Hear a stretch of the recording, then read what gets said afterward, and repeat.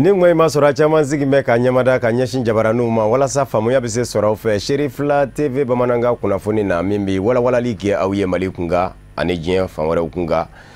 An b'a fɔ a ye ngo nin ye a kuma selen ye. GEPAC, Groupement Professionnel des Agences de Communication, jɛkulu do jɛkulu min ye kunnafoni bolofara dɔ ye. U ka ɲɔgɔn kunbɛn ta ko kɔnɔntɔnna u kama ko Assemblée Générale Élective a senfɛ ɲɛma kura o bi ɲini ko coko jɛkulu kunna o kɛnɛ sigira senkan juma juillet kalo tile 5 Conseil national du patronat du Mali la min denbaya kunbɛ ministre dɔ bolo ministre min ɲɛsin bɛ kunnafoni ko mɔ a denbaya kunbɛ ma filanan min fɛnɛ bolo o ye Conseil national du patronat du Mali ɲɛma fɛnɛ ye ministre min ɲɛsin bɛ kunnafoni ko mɔ ale natɔ ye a ministre ɲɔ dɔ fɛnɛ wele min ɲɛsin bɛ furuba cakɛdaw nka fɔ jamana ɲɛmayaso ka wulikajɔw bɛnbɛn kɛnyɛrɛ ye cakɛdaw minnu donni mɔ bala u kama ko promotion des investissements privés o ministre fɛnɛ kunbɛ kɛnɛ ka Kafunɛ Bacili ni Ibrahima Kulibali kun bɛ Sherifla TV jabarani tɔgɔ la.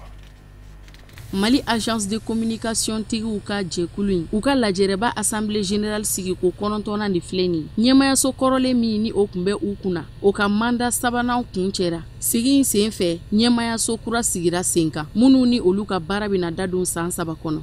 2010 an y'a jateminɛ k'a fɔ ko loi tun t'an ka secteur la bɛɛ bɛ se k'an ka baara in kɛ donc on s'est dit an ka fara ɲɔgɔn kan pour que cadre dɔ ka k'an ka baara kɔnɔ o cadre fɔlɔ kɛra min ye ka kɛlɛ kɛ pour que loi dɔ ka kɛ o loi de taara en 2017 qui est la première loi sur le régime général de la publicité au Mali.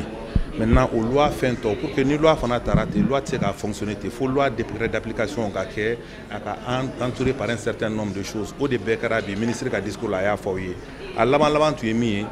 ka commission dɔ sigi o commission de bɛna agrément di agence ma agence bɛɛ bɛ segin ka taa agrément kura de ɲini sisan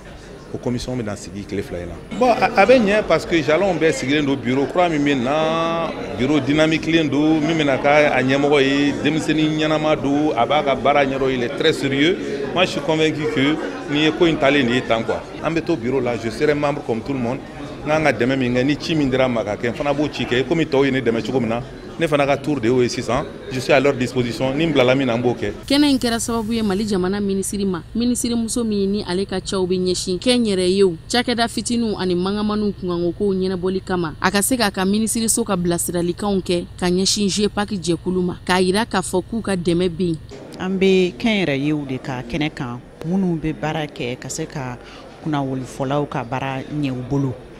U bɛ u ni gouvernement ye baara caman kɛ ɲɔgɔn fɛ o baaraw nɔ yera an sera ka loi dɔw passer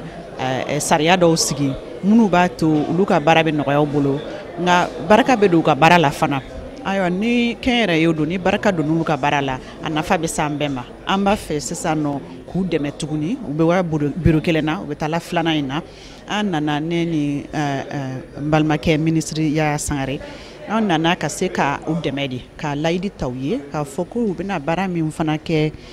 bureau kura in na an bɛna jɔ u kɛrɛfɛ k'u dɛmɛ ka se ka non seulement k'a to u ka baara ka se ka yiriwa nka jɔyɔrɔ fana ka tila ka bonya ka tɛmɛ dɔ in fana kan. Mali jamana kunnafoniko minisiri n'ale de ye gouvernement ka babu sentigi ye ale de ye GEPAC ka lajɛrɛba 9nan sigi ninnu dun jɛɲɔgɔnya min bɛ agence de communication ani kunnafoniko minisiriso ni ɲɔgɔn cɛ o fora minisiri Yaya Sangare fɛ sanni ka sɔrɔ ka waleɲumandɔn foli kɛ ka ɲɛsin jɛkulu in ma u ka cɛsiri baara la. An nana bi ye GEPAC ka assemblée générale na u bɛ yɛlɛma don u ka bureau la u ye baara mun kɛ san 3 tɛmɛnen ka na kunnafoni di u ka tɔndenw ma. An nana kunu u senkɔrɔma sinsin o baara la ka yir'u la u bɛ baara min na u bɛ faso ka baara de la parce que kunnafonidi don kunnafonidi min don ka mɔgɔw bɔ filiw la ka mɔgɔw bila ka kɛ faso fɛ ka mɔgɔw bila u k'a dɔn u kan ka taa sira min fɛ ni mɔgɔ min b'o baara la hakili la o ni gouvernement mɔgɔ de kan ka baara kɛ ɲɔgɔn fɛ u ka bureau min ka baara selen filɛ a dan na u ka kuma kɔnɔ u y'a jira k'a fɔ fɛn fɛn kɛra u y'a laɲini ani gouvernement ka baara kɛ ɲɔgɔn fɛ u sera ka baara kɛ u bɛ tɔn in sigi waati min na gɛlɛya caman tun bɛ tɔn in kɔnɔ mais u ni gouvernement ka bolo di ɲɔgɔn ma a nana ka na gɛlɛya an bɛ se k'a fɔ a gɛlɛya caman bɛ yen bi mun b'a fɛ ka ban sariya mun ka kan ka taa o sariyaw taara décret mun ka kan ka taa olu taara a tɔ ye sisan olu yɛrɛ k'a lajɛ u bɛ se ka ɲɔgɔn dɛmɛ cogo min na baara in tɔ ka ɲɛ. JEPAC biro kura maa ɲɛmaaya kunna Sidi Daɲogo de sugantira biro tɔnden bɛ taa mɔgɔ 15 la ni jataw de ye Mali agence de communication tigiw ka lajɛrɛba assemblée générale baaraw nundoni kuncɛra. Walasa hali bi faamuya bɛ se bonya bɛnkan dafɛ bɛnkan min dɛgɛnɔ bilala politiki binaku ka jango Mali jamana bɛ se ka basigi u kama ko accord politique Donda Kawuriya kɛnɛ dɔ sigira Senga min denbaya kunbɛ minisiri ɲɛma ka kɔrɔsigi dɔ bolo a ko kɛra sibiri juillet kalo tile 6 ɲamakɔrɔ espace vert la sigida 6nan Abdulkarim Sako Kaja Tumba ya Ibrahima Kulibali Nuhumu Kone olu kun bɛ Sheriff La TV Jabarani tɔgɔ la. Mali gouvernement ani parti politique ye bolonɔ bila sɛbɛnna a bɛ fɔ min ma nansarakan na accord politique de gouvernance walasa o kɔnɔna kumaw ka se ka faamuya jamanadenw fɛ tɔn min n'a bɛ fɔ ma Union nationale des jeunes arabophones n'o ye denmisɛnninw min ye arabukan kalan kɛ u ye kɛnɛ sigi kɛnɛ min n'a ye tali kɛ walasa ka faamuyali sɔrɔ accord in kɔnɔna kuma na o hukumu na u ye wele bila maa ma n'o ye premier ministre ka conseiller ye o kana ɲɛfɔli kɛ u ye accord in kɔnɔna kuma na walasa jamanadenw bɛ se ka faamuyali sɔrɔ min na. An ka bi kunnafoni sigilen no sigikafɔ min laɲinina jamana kɔnɔna na ka da kan bɛɛ b'a kalama jamana in bɛ cogo min na bi bɛɛ lajɛlen mago bɛ bɛn na bɛn ni kelenya ani sabati donc bɛɛ mago b'o la donc anw fana y'a ye ko an ka mɔgɔ minnu bɛ yen an ka militant minnu bɛ yen ani an ka population minnu bɛ yen Mali fan bɛɛ fɛ an ka se ka kunnafoni ɲɛnɛma di u ma o tɛ se ka sɔrɔ fiyewu minnu yɛrɛ ye fɛn in baara kɛ accord politique yɛrɛ baara kɛ u ka na mun de b'a kɔnɔ u ka se ka o ɲɛfɔ an ye jamana bɛ se ka bɔ crise la cogo min na donc ka se ka ɲɛfɔli kɛ an balimaw ye bɛn kɔnɔna na ani kelenya kɔnɔna na jamana in Ala bɛ se k'an dɛmɛ cogo min na ka bɔ jamana gɛlɛya in kɔnɔna na. A baaraw bɛɛ lajɛlen kɛra ni sibiri don sɔgɔmada in na Ɲamakɔrɔ a bɛ fɔ yɔrɔ ma espace vert Ɲamakɔrɔ maakɔrɔw caman ɲɔgɔn sɔrɔ kabini dugutigiw la fo ka na se mairie ɲɛmaaw ma u bɛɛ lajɛlen nana ka na fara denmisɛnninw kan ka na ɲɛfɔli kɛ ɲɔgɔn ye ni accord kɔnɔna kumaw na. Ministiri ka lasigiden min bɛ yen n'o ye a ka kankɔrɔmasigi ye ale kɔni nana k'a fɔ ko ni baara in a bɛnna olu ma kosɛbɛ ko baw baara min don jamanaden bɛɛ lajɛlen sen kan ka don a la walasa faamuyali ka se ka sɔrɔ. Ka sigikafɔ kɛ an ka gɛlɛyaw la k'a lajɛ mun de nana ni dekun ye dekun min b'an kan ni jamana in kɔnɔ ni y'a san damadama ye an bɛ se ka fura jumɛn sɔrɔ a la an ka hakilila jakabɔ kɛ o tuma an ka bɛn an ka bana fura kan n'an bɛnna kan an ka jɛ k'an bolo don ɲɔgɔn fɛ ka baara kɛ jamana in bɛ se ka bɔ gɛlɛya kɔnɔ cogo min na bɛɛ ka wasa la o tuma o de y'an nakun ye bi minnu y'an wele u ye nin hakilila ɲuman ta u ye primature n'o ye premier ministre ka bureau ye k'a ɲini an fɛ an ka n'aw dɛmɛ ka nin baara in kɛ o tuma an nisɔndiyalen don an se ye dɛmɛ min an b'o kɛ. Kalodonna k'a fɔ ni atelier de formation min kɛra Union nationale des jeunes arabophones fɛ a bɛna kɛ sababu ye faamuyaliw bɛ sɔrɔ u fɛ accord in kunkankow la ni ka hakilina wɛrɛw di min bɛ se ka kɛ sababu ye gɛlɛya min ni jamana b'a kɔnɔ an bɛ se ka bɔ a kɔnɔ cogo min. Afrique 20 ni CMDT y'u tɛgɛ di ɲɔgɔn ma ka hakilina dɔ sigi sen kan barodasigi don a ta ko 4 na o kɛra dunanjigiso la Onomo ka bɛn ni sibiri juillet kalo tile 6 ye baro tun bɛ boli fɛn min kan o ye bagajiw minnu bɛ kɛ ka fɛn ɲɛnamaniw fa faratiw minnu bɛ a labaarali dafɛ ani kunbɛliw minnu kan ka kɛ ka ɲɛsin a ma tɛmɛnen kɔfɛ baarakɛyɔrɔ fɛnɛ na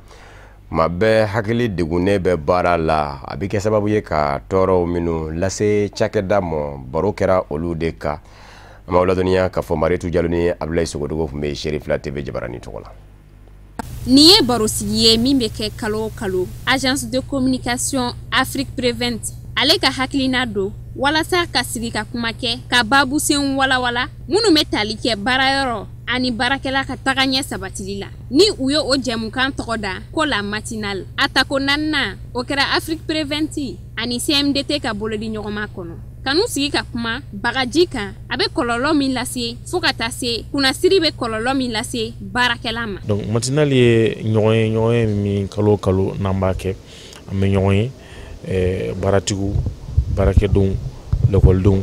mɔgɔ mɔgɔ ni e de bɛ kuma lakana kan baarayɔrɔ ani donc i bisimilalen bɛ yan nɔ donc ni an siɲɛ 4nan ye n y'a f'i ye cogo min kalo kalo an b'a kɛ sɔgɔmada nata in a masala bɛ jumɛn de kan masala bɛ bagaji kan mun ye bagaji ye bagaji bɛ se ka kɔlɔlɔ jumɛn se mɔgɔ ma CMDT de ye sɔgɔmada in na masala in an dɛmɛ ka se ka kɛ donc CMDT yɛrɛ bɛ ka mun kɛ pour que bagaji kɔlɔlɔw kana se ka se mɔgɔ ma i ka se ka baara kɛ ni bagaji ye sans que a ka fɛn lase ma barosigi filanan o bɛ tali kɛ stress kan n'an bɛ se ka bamanankan na n'an bɛ se k'a fɔ ko kunnasiri i b'a ye baarayɔrɔ la fɛn caman bɛ yen nɔ c'est-à-dire i ka kɛnɛ i ni na i bɛ taa baarayɔrɔ la mais i b'a sɔrɔ hakili tɛ yen donc o tɛ dɔwɛrɛ ye kunnasiri ye mun de ye mun de bɛ na n'a ye a bɛ se ka na ni kɔlɔlɔ jumɛn ye baarakɛden kan ani baaratigi kan donc o masala damadɔw de tun ye sɔgɔmada in na baro sugu ye donc an bɛ k'a ɲini ka mɔgɔw kunnafoni baaratigiw baarakɛdenw parce que n'i y'a mɛn ko baarakɛyɔrɔ baarakɛden de don donc baarakɛden ka kɛnɛya a n'a ka lakana baaratigi ka nafa b'o de la. CMDT y'a yira k'a fɔ olu nisɔndiyalen de ye u tɛgɛ di Afrique Prevent ma walasa ka nin jɛmukan in sigi sen kan barisa a ka kan kunnafoni ɲuman ka di baarakɛlaw ma nin baabu sen fila in kan. Ani Prevent jɛra ka nin jɛmukan in sigi parce que n'i y'a jateminɛ thème fila minnu b'a kɔnɔla la pesticides ye ani n'o ye baarakɛla la stress ye mais olu bɛɛ bɛ CMDT concerné parce que CMDT bɛ producteurs encadrés donc production dun a tɛ se ka kɛ ni pesticide tɛ donc baga minnu bɛ kɛ ka binw faga ka fɛn tiɲɛlifɛnw faga donc kɔlɔlɔ minnu b'o la donc o ye ko ye vraiment min bɛ CMDT intéressé bon CMDT fana usines caman b'a bolo donc usines la ani baarakɛyɔrɔw la gɛlɛyaw dɔw bɛ se ka kɛ o senfɛ donc nin ye jɛmukan ye vraiment ni min diyara an ye a ka kɛ parce que nin ye a siya naaninan ye a siya naani bɛɛ fana CMDT b'a kɛnɛ kan c'est pourquoi an nisɔndiyalen de y'a jɛra ka participer. K'aw ladɔnniya k'a fɔ yanni baaraw ka daminɛ séance yoga dɔ tun bolodalen don walasa ka maaw galabu kɛnɛya. Togolon kurakaw ni togolon kɔrɔkaw ka taa se togolonbakaw ma juma juillet kalo tile 5 olu ye muɲa nisɔndiya ɲaɲa ni boloda fa bɛɛ lajɛlen la ka sabu kɛ silamɛya dɛmɛtɔ ansaruw ye layido min da k'a fɔ u n'a fɛɛrɛ bɛɛ lajɛlen kɛ ka se ka baarandanya kɛlɛ Mali jamana kɔnɔ ni dugukolo labaarali ye dugukolo taari 200 labaarale maloforo la k'o bila sɛnɛkɛlaw ka bolo kan o de forow de kun bɛ ka di taari 200 in maloforo la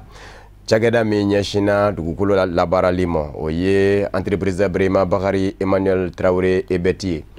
a y'a min ye nin dugu ninnu ye togolon kurakaw ni togolon kɔrɔkaw ka taa se togolonbakaw ma u ye u ka nisɔndiya jira ko in na min ye office du Niger fɛnɛ minnu ni olu maaw bɛ kolonkokaw fɛ yen olu bɛɛ lajɛlen y'u ka nisɔndiya jira silamɛya dɛmɛtɔ Ansar bolofara min bɛ Masina a n'a lamini bɛɛ lajɛlen tun bɛ muɲa na Amadu Kamara ni Sama Tarawele kɛra taamadenw ye kɛnɛ kan u ye fɛn min sɔrɔ filɛ. Man mɛ man ye si de ma labɔli kɛ nɔn tɛ i n'a ye walima i n'a mɛn ɔhɔ hectare 200 k'a labɛn kalo 4 kɔnɔ ka bɛn ɲinɛ samiya ma min hakilina ɲuman bɔra silamɛya dɛmɛtɔ ansaru la Mali kɔnɔna na n'a baaraw bɛɛ lajɛlen kɛra entreprise Brema Bakari Emmanuel Traoré fɛ n'ale ansar tɔnden ɲɔnɔ mara kɔnɔ. An ye baara in daminɛ le 6 février le 6 février kana bila bila n'i y'a jateminɛ an ye lawudi di mɔgɔ ma ka fɔ baara in kɔni hectare 200 ye an b'a kɛ kalo 4 ani dɔɔni kɔnɔ quoi bon mɔgɔw kun y'a filɛ jinɛkan ye sogo t'a la bila filɛ kɛnɛ kan a bɛɛ kɛra k'a ban pewu terrainbaw senna arroseurs senna souterrains senna déversoirs bɛɛ lajɛlen kɛra k'a ban a banna 100% dutu t'a la filɛ kɛnɛ kan bɛɛ lajɛlen ɲɛ b'a la a sababu bɔra mɔgɔ min na o y'an karamɔgɔ Cheikh Cherif Ousmane Madani Haidara ale de ko an ka baara kɛ pour que chômage de ka dɔgɔya. Bon diɲɛnatigɛ kɔnɔ ni mɔgɔ min sera ka hectare 200 baara déjà k'a di mɔgɔ ma ko k'a baara déjà e ye belebeleba kɛlɛ chômage la et puis ale ye mɔgɔ min ye n'a sɔrɔla ko ale faamuyana sa ma sɔrɔ diɲɛ lafiyara. Nin baara kɛrɛnkɛrɛnni n'a a bɛɛ lajɛlen kɛra ka sanga ni silamɛya dɛmɛtɔ ansaru ɲɛjɛwɔrɔ a Seydi Cherif Ousmane Madani Haidara ale ka yamaruya ye n'a kun ti dɔwɛrɛ ye walasa ka denmisɛnw ka baara ko gɛlɛya k'o kɛlɛ ani ka dun ka fa u ka sabati Mali fan bɛɛ lajɛlen fɛ. Foro kɔni a dilanna ka ban jiw donna kɔnɔna na a ɲɛdɔnbagaw ko vraiment baara in bɛ se ka kɛ sisan donc an bɛna dan ni wagatiw de la donc an b'a ɲini silamɛ ɲumanw bɛɛ fɔ k'an sama ni dugawu ye sumansi minnu bɛ don dugukolo la o barikaman ka se ka bɔ an ka se ka sɔrɔ k'a kɔnɔ diɲɛ bɛɛ nafalan ka se ka bɔ a la. an nisɔn ka di an fari funulen don bi nin kɛnɛ in kan n'o ye réception kɛnɛ ye Mali Ansardine National u ye o engagé hectare 200 min aménagé la Kolongo zone na yan nɔ n'an filɛ o kɛnɛ yɛrɛ kɔnɔ nin wagati in na o réception baaraw an bɛ se k'a fɔ an filɛ o kuncɛ yɔrɔw la vraiment an ka nisɔndiya tɛ se ka fɔ ka s'a dan na surtout an nalen réception in na an ye jateminɛ min kɛ o de k'a fɔ aménagement kun kan ka kɛ kɛcogo min na entrepreneur y'a kɛ fɔ ka s'a dan na a y'a kɛ a seko n'a damayira bɛɛ la technicien yɛrɛ ka fɔ la ni ɲɔgɔn aménagement tɛ ni ɲɔgɔn aménagement ma kɛ office kɔnɔna na yan nɔ wala teliya la ani qualité yɛrɛ la n'o ye ɲa yɛrɛ ye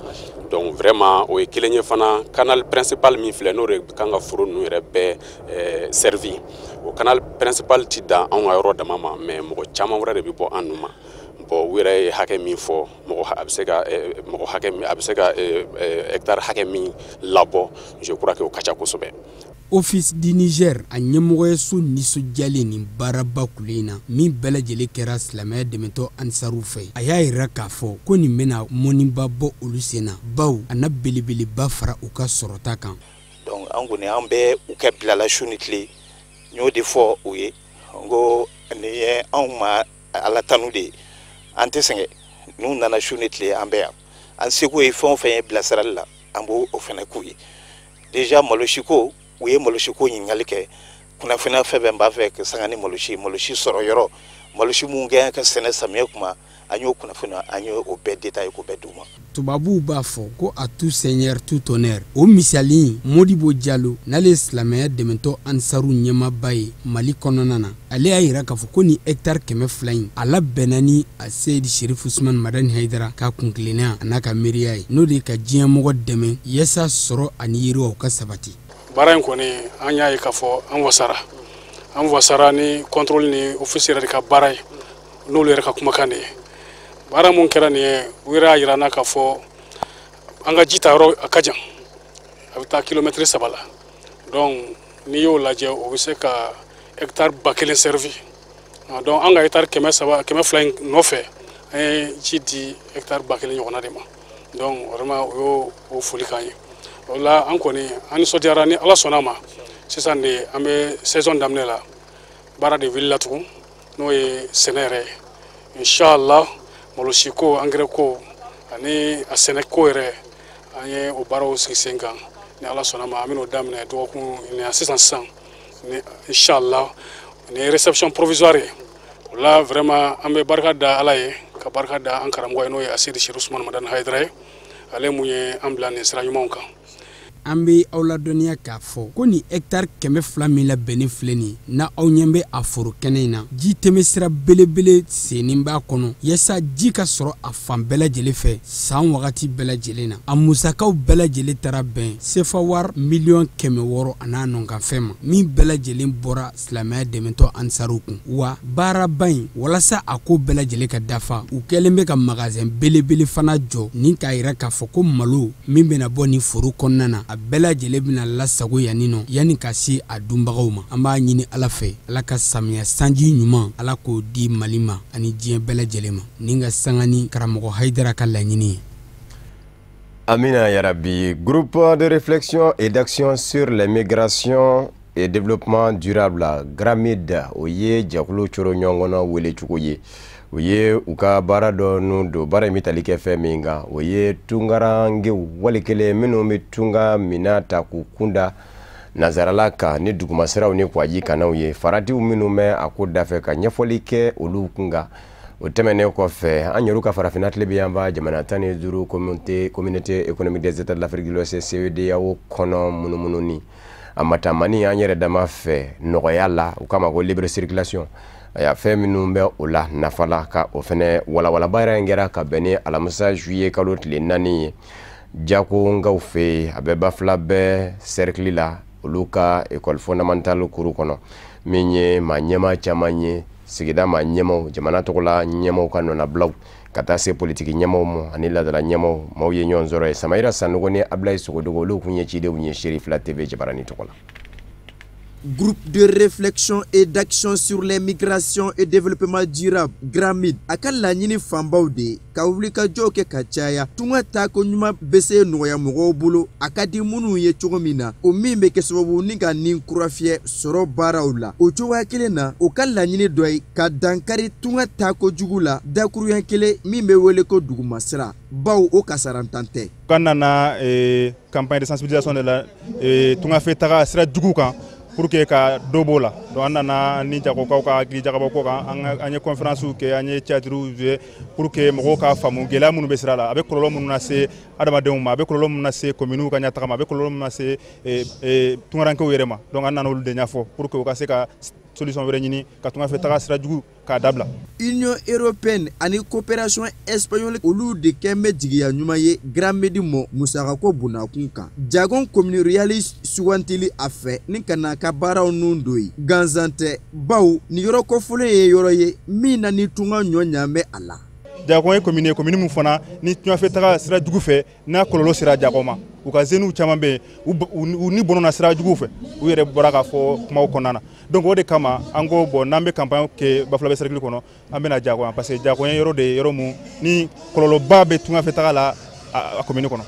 Ka bɔ e faso la ni k'e kunda fan wɛrɛ kan dugumasira kan a kasara bɛ se ka bonya maa kan min bɛ a sira kan a ka denbaya fo ka taa se a ka jamana mɔ o de kadira kɔnɔna na a kɛlen ko ka foli ani waleɲumandɔ ta ka ɲɛsin GRAMID mɔ ka sanga ni a ka nin baara in ye ka kɛ a ka sigida la jargon yɛrɛ marakafo ɲɛmaa ye wele kan ta ka ɲɛsin jamana ɲɛmaaw mɔ cogo min na o bɛ se fɛɛrɛw ni dabaliw tigɛ baara kura bɛ se sigi sen kan denmisɛnninw bɛ se min kɛ o min na o kisi tɔɔrɔ ani kasara mɔ dugumasira kan tunga tali la. N bɛ foli kɛ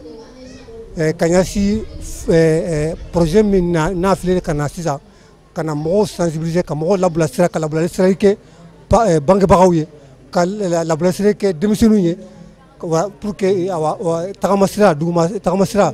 u bɛ sa cɛncɛnsira na u bɛ sa ji sanfɛ dɔ bɛ se ka bɔ o la cogo min bon n k'o kɔnɔna na pour que dɔ ka bɔ o la solution min b'a la ka taa Mali gouvernement fɛ u k'an dɛmɛ ka baaradaw de dayɛlɛ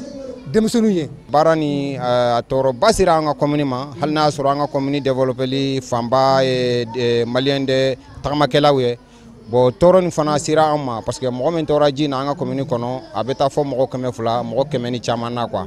donc na gouvernement ye ɲɛ choisi ani association minnu jɛra k'u tɛgɛ di fédération de Sorma Dagakan ma ka baara nin choisi ka kɛ Jakon commune kɔnɔ ne bolo u ma fili baara nin a kan ka kɛ Jakon commune de kɔnɔ. Jakon arrondissement sous-préfet a kɛlen ko ka nin hakilina yi tare a ye wele kan ta ka ɲɛsin bɛɛ lajɛlen mɔ cogo min na an bɛ se jɛnɛ ka fara ɲɔgɔn kan k'an fanga kɛ kelen ye walasa ka fɛɛrɛw ani dabaliw tigɛ ka kunnafoniya jɛsɛlenw ta k'a di mɔgɔw ma tunga tali dugumasira kan a kasaraw kan walasa dɔ bɛ se ka bɔ tiɲɛni barikaw la min bɛ kɛ san o san ka sanga ni kɛwale ye. Ni a fɔra ko ka dabali tigɛ ka mɔgɔw kunnafoniya k'u la faamu pour que bi mɔgɔ kana wuli kunfɛ ten nɔ k'i ka fudi siri dɔrɔn ka taa tunga la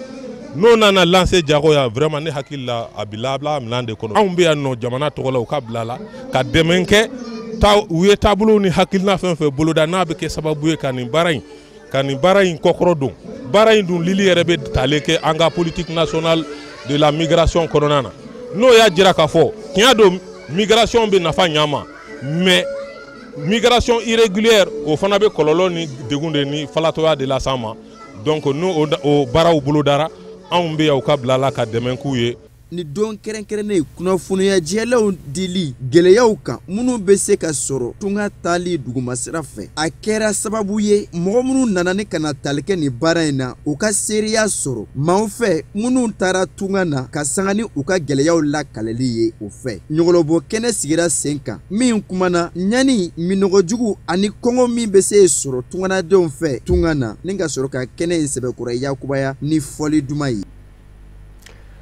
O de fana b'an sɛnsɛn ka diɲɛ fan wɛrɛ kunnafoniw lasɔrɔ ɲaamɛ Niger faba don farafinatɔnba Union Africaine ka ɲɔgɔn bɛɛba bɛ sen na ye dimanche ka taa se ntɛnɛn mɔ farafina jamana ɲɛmaaw bɛ ɲɔgɔn sɔrɔ dakun dɔ da la u ko dakun min ma ko zone de libre échange continental la ZLEC o y'a coro ɲɔgɔn kɔnɔ wele cogo ye a bɛ tali kɛ fɛn min kan o ye sanni feerew ka se ka nɔgɔya farafinna jamanaw ni ɲɔgɔn cɛ ko in ye hakilina kɔrɔba ye kabini san 2012 farafinna tɔnba Union Africaine ka laɲini don nka jamana bɛ jamana na olu dɔw kun gɛn bɛ k'u murukuru ndakoya a ko ni waleli cɛ nka ni ko in tora ka don bala ka walela bɛɛ a n'a kɛ sababu ye maa fa munyanenw ka fɔ la farafinna jamanaw maaninfin minnu bɛ t'u jɔ maa miliyari 1 ani miliyɔn 200 ɲɔgɔn na k'olu ka sɔrɔ yakubaya u kɛtɔ ka sanni feere bolodaw ni ɲɔgɔn cɛ nɔgɔya la ka sɔrɔ n'a ɲɔgɔnna zalen kolo gurima da u ka barisabu ka da kan min ye dolari wari miliyari 2,000 ani miliyari 500 a y'a ko farafinna jamanaw ka nafa sɔrɔ siraw minnu bɛ a jamanaw kɔnɔ ni u k'a ma ko produit intérieur brut ko a nafolo hakɛ y'o de ye san 2016 Mahamadu Isufu n'o ye Niger jamana ɲɛmaa ye farafinna maa ɲɛmaa tɔw y'u wasa don ale la ko a ka lajɛ ka taa ni ka segin boloda ani jamana ɲɛmaa tɔw ni ɲɔgɔn cɛ janko hakilina in bɛ se ka dangɛnɛmaya bibi in na min ye bɛnkan in yɛrɛ ye ka don bala n'o ye ka ratifiye o kɛra jamana 20 lafɛ ka ban jamana 55 min bɛ farafinna tɔnba Union Africaine kɔnɔ farafinna jamanaw la kunnafoniw y'a yira k'a fɔ 52 y'a tɛgɛnɔ bila o kɔrɔ olu ma don bala olu y'a tɛgɛnɔ bila Nigeria jamana Muhammadu Buhari jamana ɲɛma kun fɛ ko kun tɛ doni ye ko in na ka sabu kɛ a kun ɲugunnen kun do fa dɔw la o ye jumɛn ye ni a tora ka don aya min ye sanni feere ye a bɛna na jate minɛ nɔgɔya siraw ka bolo da minɛnw sɔrɔ cogow tɛ kelen ye minɛnw dilan cogow tɛ kelen ye n'a fɔra ko diɲɛ kɔnɔ dɔ mina ka na nɔgɔya la farafinna kɔnɔ k'o ka laban ka nin yɛrɛ sɔrɔ Nigeria jamana kɔnɔ Nigeria mina nane fana ni o sɔngɔ kɛra jafɛn ye ka tɛmɛ Nigeria ta kan a bɛ kɛ sababu ye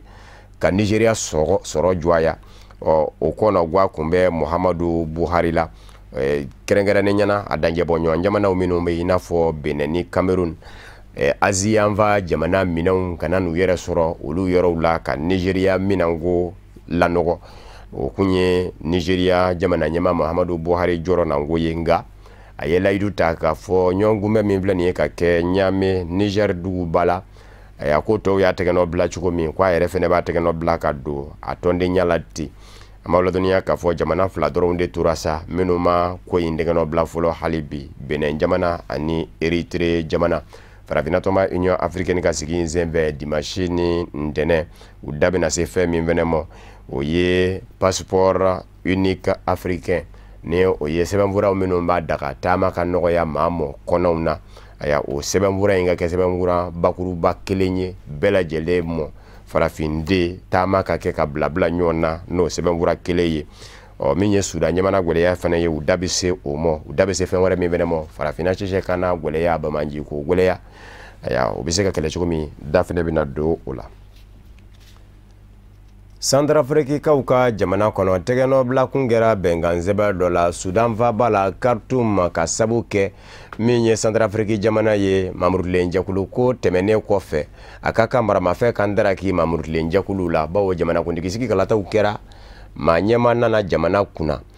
min ye mamurulen jɛkulu ninnu de ye sa olu de ka maramafɛn de daraki cogo de kɔni gɛmɛ kɔnɔ gwaɲɛ bawo caman gɛmɛ k'i kolo gwɛlɛya i ka maramafɛn ka k'i tɛ di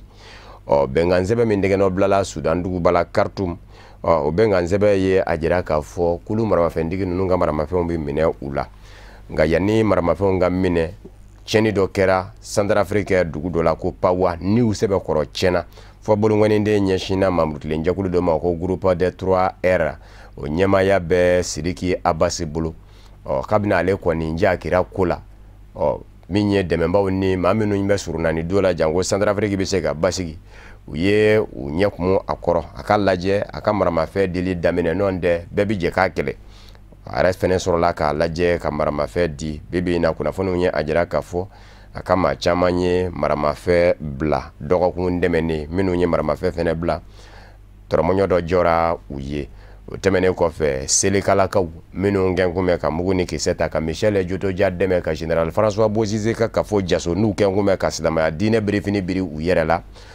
olu mamurulen jɛkulu fana o ɲɛmaaya bɛ maa min bolo Abdoulaye Miskin o ye bolofara dɔ ye olu fana y'u ka maramafɛn dili daminɛ antibalaka ni o ye chrétien denmisɛnninw ye minnu fana ye chrétien diinɛ birifini biri u yɛrɛ kan ko u bɛ silama diinɛ lapasabaw kɛlɛ ni o ye selekalakaw ye olu fana kunnafoniw ye a jira k'a fɔ u y'u ka maramafɛn dili daminɛ nka maa minnu ɲɛsinnen don maramafɛn darakili ma n'u kama ko commission DDR olu ko n'u ma dɛsɛ u b'a fɛ maa 3,000 ɲɔgɔn na kulu maramafɛntigiw la k'olu ka maramafɛn minɛ san 1 kɔnɔ ko barisabu ka d'a kan ko n'i ye o maa 3,000 lajɛ ko n'i ye kulu maramafɛntigiw bɛɛ lajɛlen fara ɲɔgɔn kan k'i b'a ye k'a fɔ sigiyɔrɔma 1 ko bɛ bɛn o de ma bienvenue nouvelle sélection na ni ale ye ministre min ɲɛsin bɛ maramafɛn darakili ma nin kɛra ale ka kumaw ye nka bɛ yɔrɔ min na Abdulayi Miskini min n'a fɔra ko ale ka maramafɛnw dili daminɛna ale sinna ka badaki dɔ sɛbɛn ko nkalontigiya k'a fɔ ale ka maa kelen de ye min ka maramafɛn di bɛ fɔlɔ o b'a jira k'a fɔ a ko ma daminɛ fɔlɔ.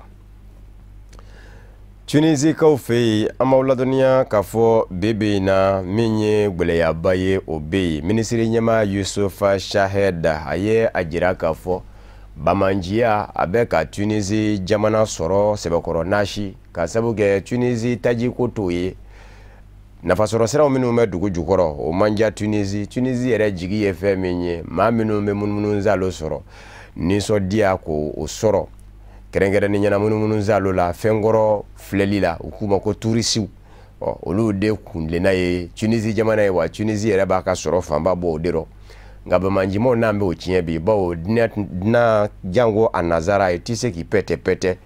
Tunisi jamana fan bɛɛ fan na o de kosɔn Tunisi minisiri ɲɛmaa Yusufa Shaheda a ko burumusi donni musolakaw fɛ ka bɛɛ lajɛlen datugu fo ka taa tɔ to ɲɛ wo ni tila ye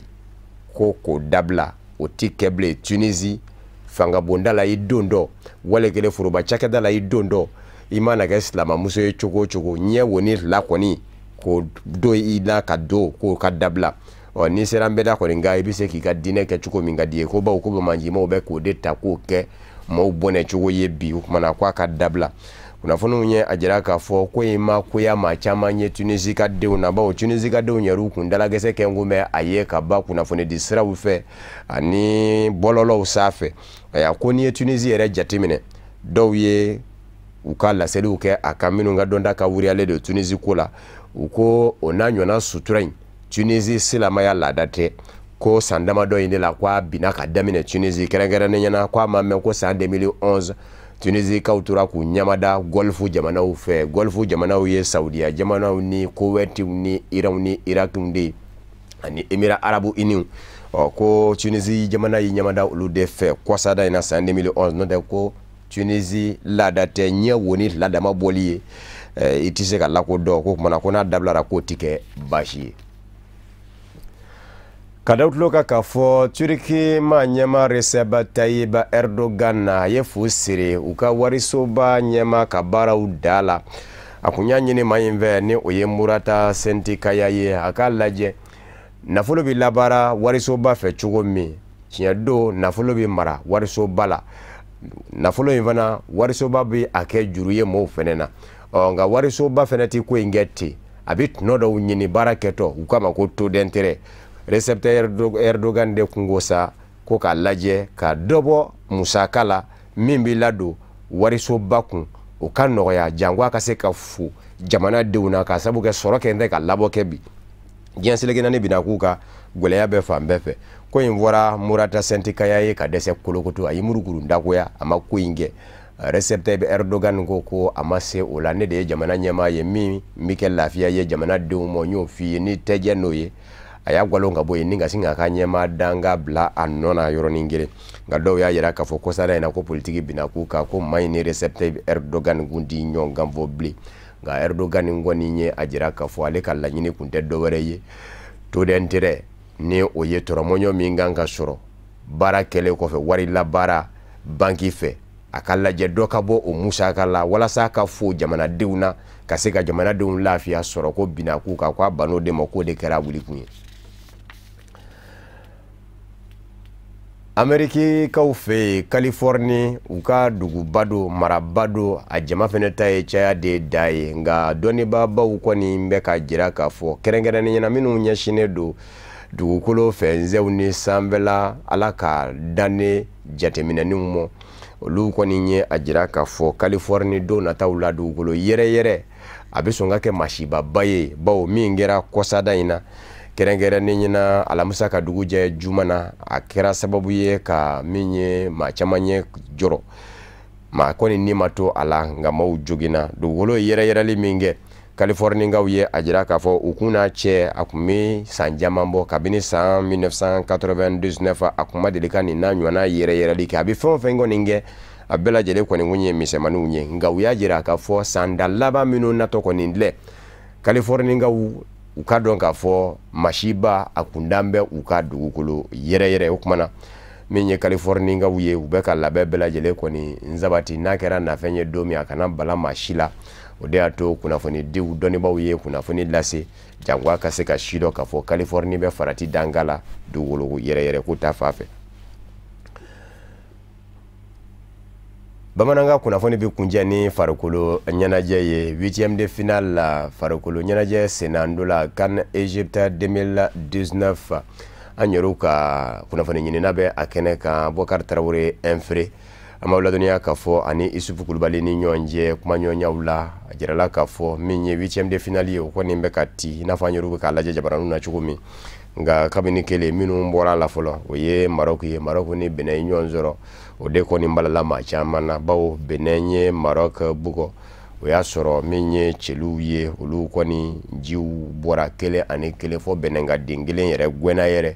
nka min ye ala kɔni ka latigɛw y'a kɛra ten Benin ye Maroc jamana bugɔ ŋɔyin na ni ka taa quart de finale la o tɛmɛnen kɔfɛ min ye ayiwa hali bi Senegal ani Uganda ye olu fana ye ɲɔgɔn sɔrɔ Sadio Mané ni a tɔɲɔgɔnw olu kɔni fana tɛmɛna ka taa quart de finale la an b'aw ladɔnniya k'a fɔ min ye ayiwa senandola ye diɲɛ farafina ɲɔgɔn bɛ ban ka fɔ o bɛ senna kunnafoniw ye a jira fana k'a fɔ ndolati min fana tun bɛ senna ka bɛn ni sibiri juillet kalo tile 6 fana ye dɔ fana taara so o la Cameroun ni min kun ye jɔnjɔ tigi ye Nigeria ye ale ti kunnafoni nataw la u na lase aw ma Isufu Kulubali ni a ka maa bisimilalenw fɛ ka o de fana bɛ dansigi bamanankan kunnafoni na min farala ɲɔgɔn kan ka lase aw ma kunnafoni disu ɲɛmaayaso fɛ ka bɛn ni nin kuma in ye laseli wɛrɛ min ɲɔgɔn sɔrɔ yan'o cɛ a kan bɛɛ diɲɛ waati wɛrɛ n'Ala sɔnna ma.